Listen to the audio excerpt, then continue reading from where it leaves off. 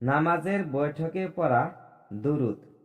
নামাজের বৈঠকে পড়া দুরূদ হলো আল্লাহুম্মা সাল্লি আলা মুহাম্মাদিউ ওয়া আলা আলে মুহাম্মাদিন ওয়া আলা আলি মুহাম্মাদিন কামা সাল্লাইতা আলা ইব্রাহিমা ওয়া আলা আলে ইব্রাহিমা ইন্নাকা হামিদুম মাজিদ।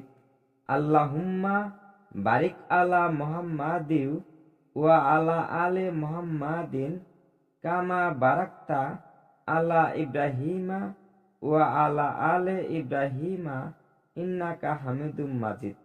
অর্থ হইল, হে আল্লাহ, হযরত মুহাম্মদ সাল্লাল্লাহু আলাইহি সাল্লাম ও তার বংশগণের প্রতি অনুগ্রহ ও মহাশান্তি বর্ষণ করো, যেরূপ হযরত ইব্রাহিম আলাইহিস সালাম ও তার বংশগণের প্রতি অনুগ্রহ করেছ।